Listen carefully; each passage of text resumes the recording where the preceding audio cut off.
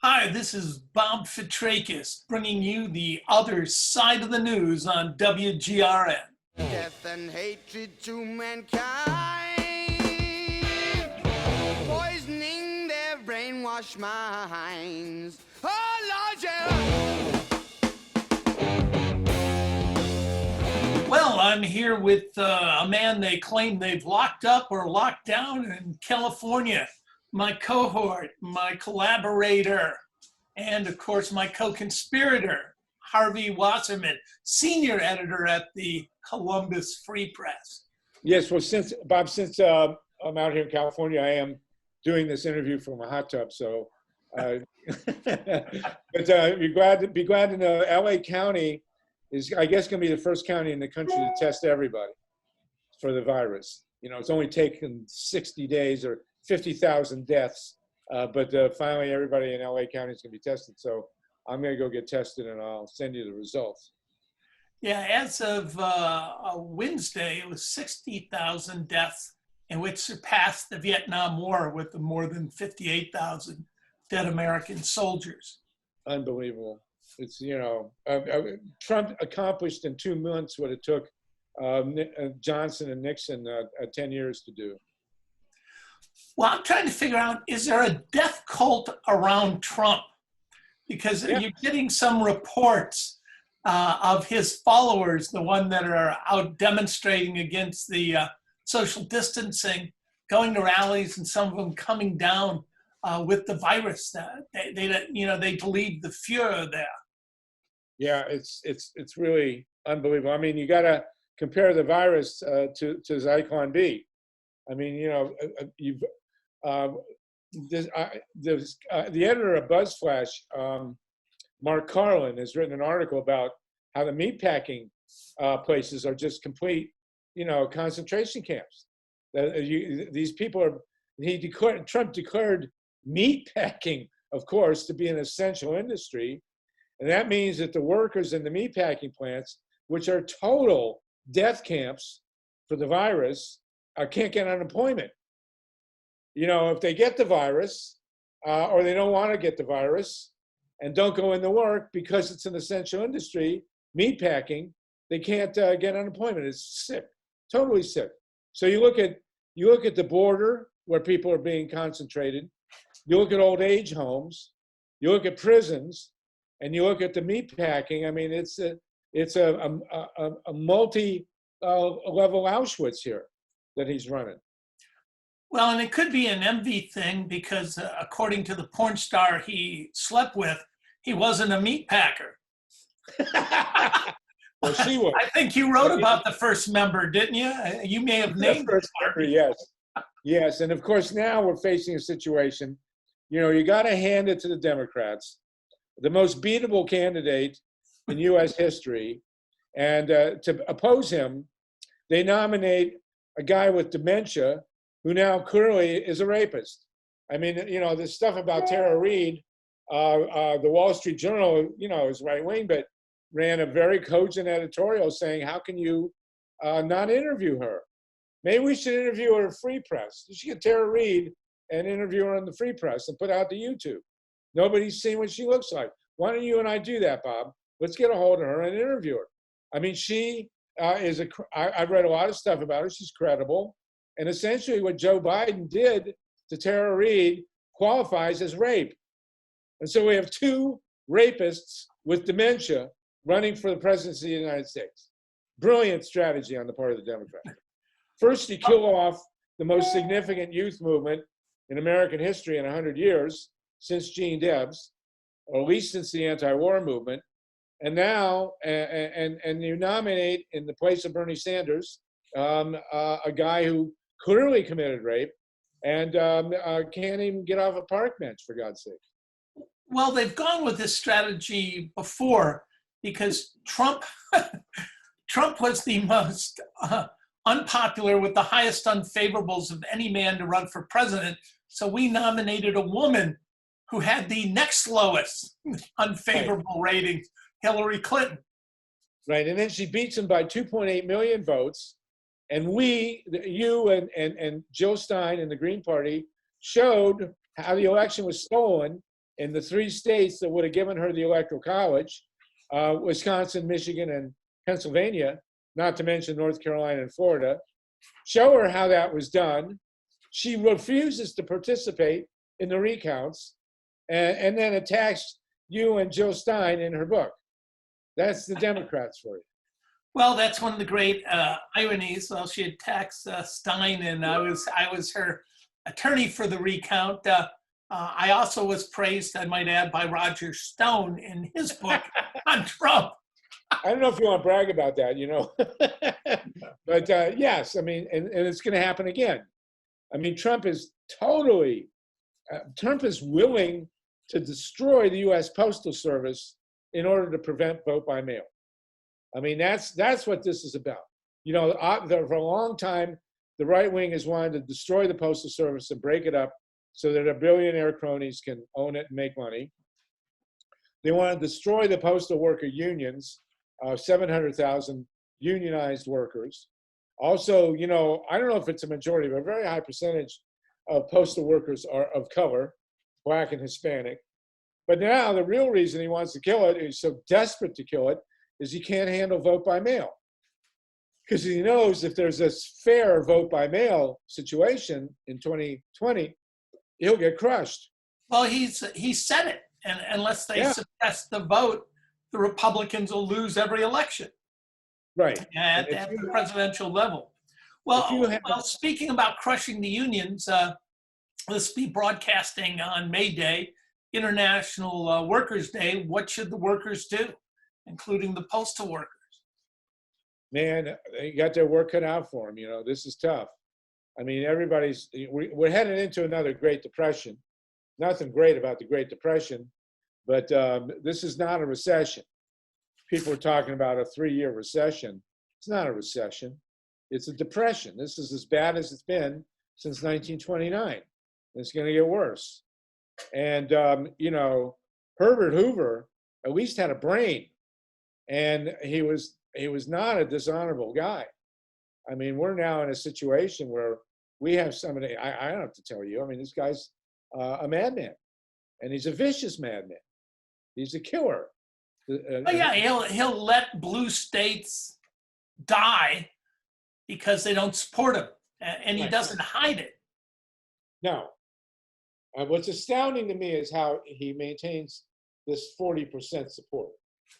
I mean, have people been injected with some kind of control rods that they can't see what's going on with this guy? I mean, well, I think it was the bleach that they injected themselves with that rotted into their brain.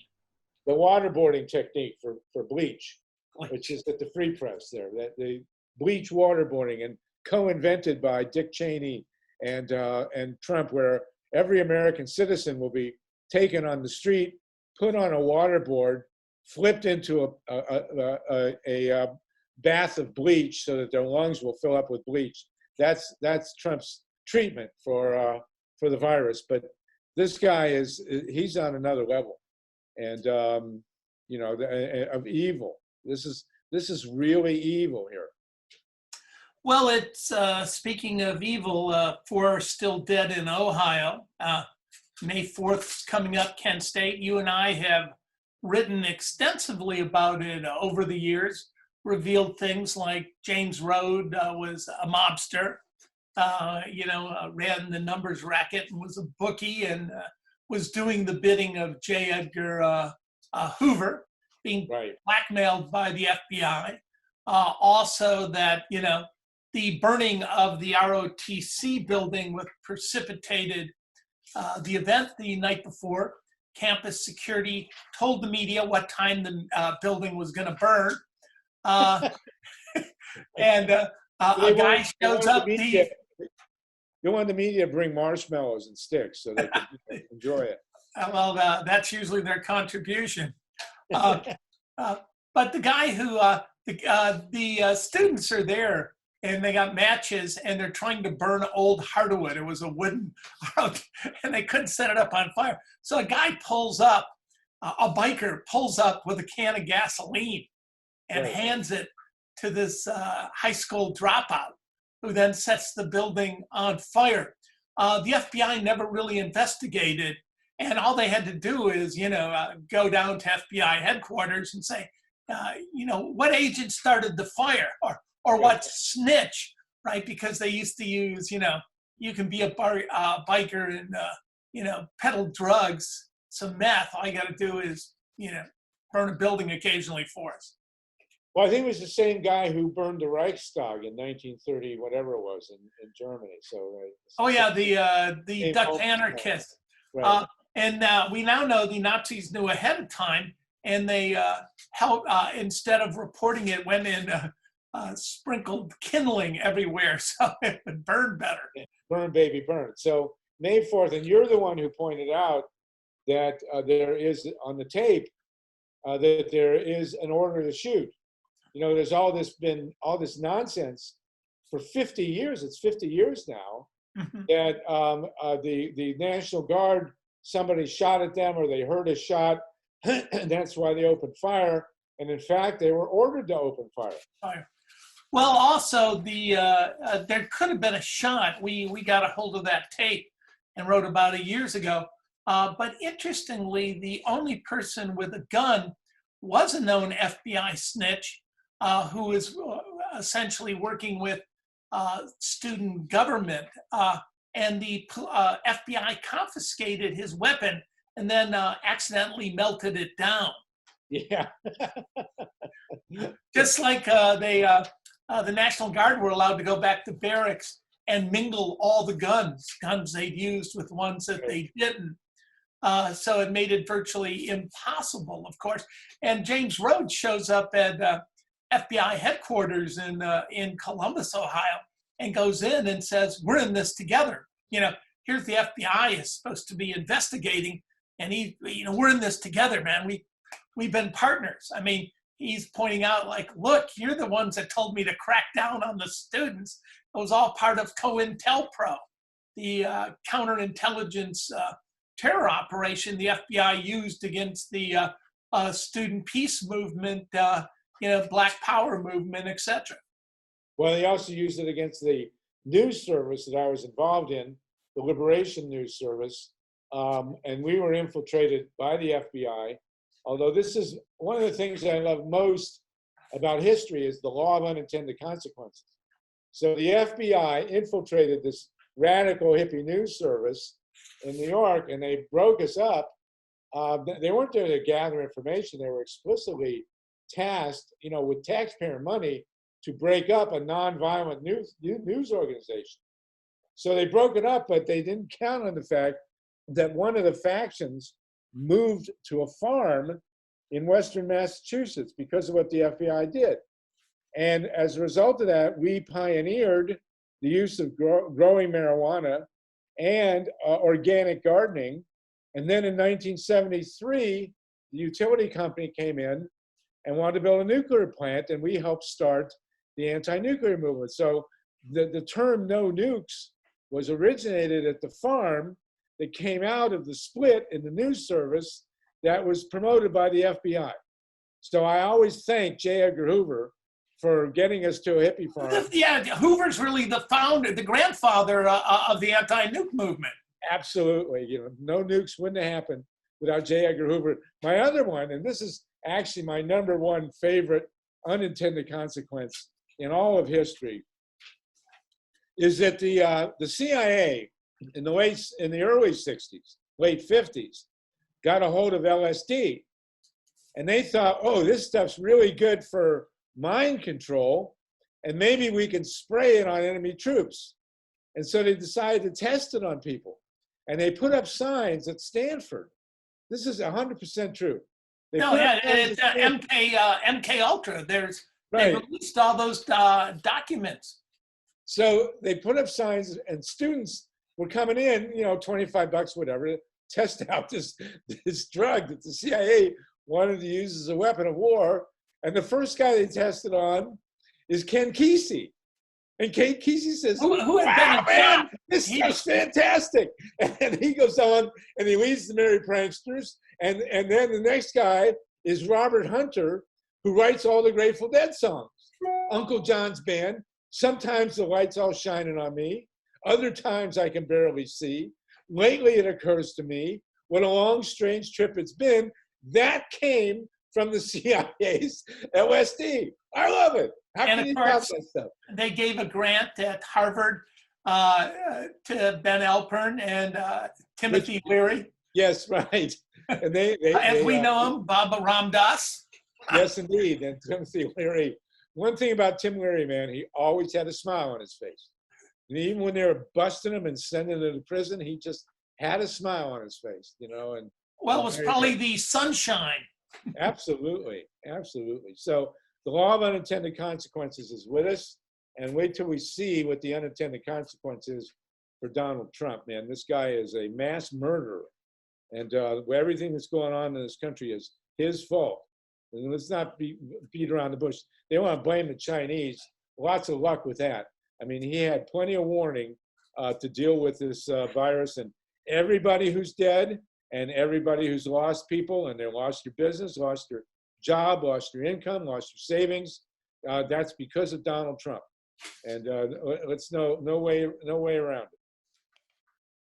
Well, speaking of murder, I mean, 17 people, at least the AP says, voters contacted the virus in the Wisconsin election. And now their poll workers are now coming down with the virus as well. Yep. I mean, you know, your vote or your life, that's basically it. And meanwhile, the Democrats have put up this utter loser, Joe Biden. I mean, I'm still of the opinion 50-50 that he's not going to be the Democrat. Well, both of us have called for his resignation, stepping down and picking another candidate. We got to track Tara Reid down and do an interview with her. I mean, it's time. You know, I mean, none of the cable news networks will interview her. I'm surprised she hasn't been on Fox. You know, we'll see. But I've read a lot of the stuff about it. It's just she'll be on Fox as soon as they nominate Biden officially, and he can't step down. Yeah, right. They don't want him out. Then she'll be on 3-4 times a day. Yeah, exactly. So, you know, Biden is a pathetic, terrible candidate, and it's ridiculous. I'm for. You and I agree. I'm for Sherrod Brown. I think Sherrod Brown would be a great president.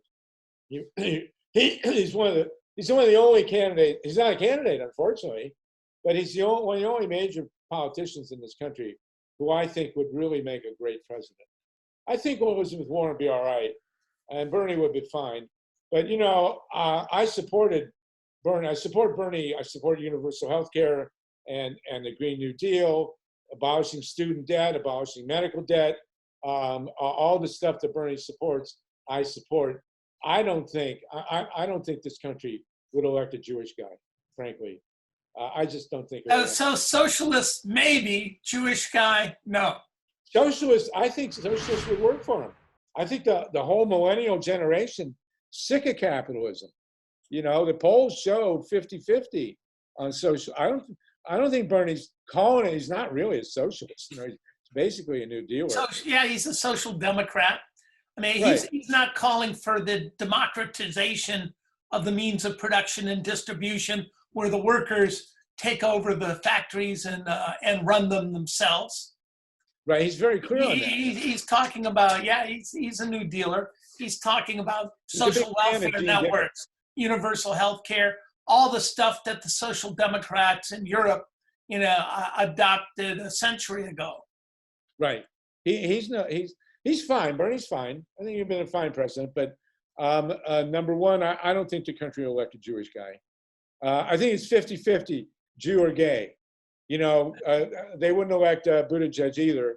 Buttigieg wasn't worth electing. But I think that, you know, a woman, definitely, we've already elected a woman, for Christ's sake. I mean, we've had 2 female presidents, essentially. Woodrow Wilson's wife took over when he had a stroke, and Nancy Reagan took over when Ronnie was out of it, the last 3-4 years. Well, 3 years anyway, of Reagan's presidency. Nancy was the president. She wasn't bad, actually. No, she did all the, you know, building down of the nuclear arsenals. That was all her ideas. Yeah. She wanted Ronnie to get a Nobel Prize. She was also pro-choice, Nancy Reagan. Oh, and she kept the right wing, who she called, quote, the extra chromosome Republicans. She wouldn't let them come to the White House and meet with her husband. Right. So she was not bad. But this whole thing that Bernie said we can't elect a woman, we elected a woman.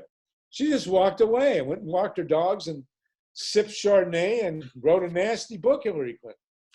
So settled scores with certain people. Yeah, and settled scores with the people that tried to get her in the White House, like you and Jill Stein. But it's amazing. So I think this is a level of psychosis that we haven't seen. I do want to make one historical parallel that we've never seen. I've never seen anywhere else. In 1920, Gene Debs was the most popular public figure in America by far. The labor movement loved him. People loved him. He was a wonderful guy. And of course, Wilson put him in prison from he was in the late 60s and put him in prison from 1918 to 1921. But if Eugene V. Debs had been out of prison, and if there had not been a pandemic, you remember, this is when the flu pandemic happened, the Spanish flu. 500,000 Americans died in the Spanish flu pandemic. If Eugene Debs had not been in prison and there had not been a pandemic, I think he could have been president of the United States.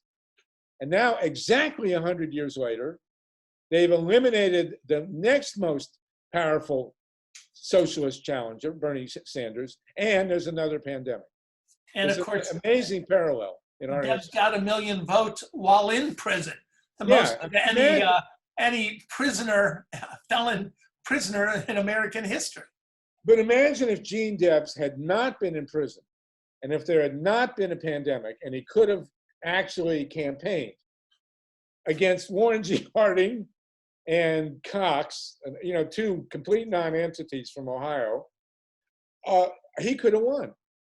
What if Harding came out of the cloakroom and quit stooping the 19-year-old girl? Could he have won that? Yeah, I think that always works in the candidate's favor. Actually, I think it would have been because Harding's wife was always like beating on the door of the cloakroom where supposedly. Well, she clearly poisoned him. I mean, Warren G. Harding died of food poisoning, and his wife, the Duchess, they called her, wouldn't allow an autopsy. And the woman that Warren G. was having relations with, Nan Britton, she was a public figure. She was well known. She was like Monica. I mean, they knew, but he didn't deny anything with Nan Britton. And she had a daughter, and she claimed that the daughter was his. And of course, everybody jumped all over her. She wrote a book about it, Nan Britton. It was called The President's Daughter. And nobody would publish it. Literally, nobody would publish it. So she published it herself, and it became the best-selling self-published book in American history. And then in the 1990s, the daughter got a DNA test, and she, by God, damn well was Warren G. Harding's daughter. There's no doubt about it. So Warren was gone, and Nan was gone, and the Duchess was gone, but this woman was his daughter. So there you go. And that's in your book, is it not? Of course. We don't want. How can we leave a story like that out of any history book? Come on. That's too good to be true. Well, it's good enough to be true. Let's put it that way. So, just for the listeners, the title of your book? The People's Spiral of U.S. History. And I've sat on it because the end chapter is about the Trumpocalypse. And I can't really release the book until he's gone. So people, please, we gotta somehow remove Donald Trump from the White House so I can finally publish my book. I can't go with a story where a cliffhanger here. We gotta get him out. And if we don't, the human race will not survive. The human race will not survive another round of Donald Trump. We're gonna be lucky to get to January 20th with that guy. Well, we got about 5 minutes left, but playing the role of Staunton Lynn, my good friend. For the record, what's the story with you and Howard Zinn? Who was on first? Well, what happened was when I went to the University of Michigan and was going to be a history professor. That was and I grew up in Columbus. For some reason, when I was a kid, I was reading biographies of Thomas Jefferson and Benjamin Franklin. I didn't get much out of them, but I don't know why. And then I decided I wanted to be a history professor. And then I went to Chicago and got radicalized during the convention. And I decided very humbly at the age of 22 to write my own history of the United States. And so I wrote, but I got hung up. I fell into a rabbit hole between the Civil War and World War I. And I wrote about 200-300 pages, and all these publishers were telling me to never send them anything again and all this stuff. But I sent a copy to Howard Zinn, who I had never met, but he was at Boston University, and I was on a farm 90 miles west. And he sent me back a one-page letter, which I still have. I have an archive at UMass, and his letter to me in 1970 saying he liked my book is still there.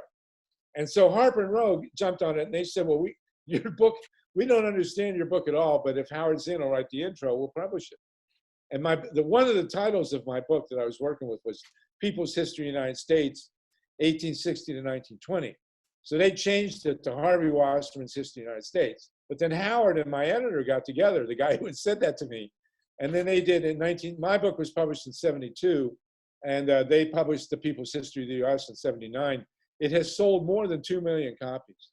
And so my book now, The People's Spiral of US History, is based on some ideas I had back then from William Appleman Williams, the socialist historian at Wisconsin, who had a cyclist theory of history. And I basically used his theory and then Howard's essential politics. And that's what the People's Spiral of US history is, with about a half dozen acid trips and another half dozen motion trips in between. And that was the CIA who forced you to do that? That's right, $25. Me and Ken Kesey and Robert Hunter there at Stanford. Well, you may know there was about 30 universities, and the big one in the Midwest was a place called The Ohio State University. Roland Fisher and his wife in the psychology department were dispensing the good stuff with a little help from a place called Battelle. Really? So, yes. They did LSD here? Not only did they do LSD here, they brought in a variety of former Nazis who were down on Wright-Patterson. And on the mural, there was a mural, of course, at the medical school, and Dr. Strumhold of Auschwitz was there because he was the father of modern space medicine. Thanks for stopping in. A lot down. Is that do you got pants on? Oh, that's a good question, yes. But Solartopia. I do have a pair of shorts on, unfortunately. But I could real quickly throw you a moon if you want. All right. Thanks for being on the other side of the news. My pleasure. Death and hatred to mankind, poisoning their brainwashed minds.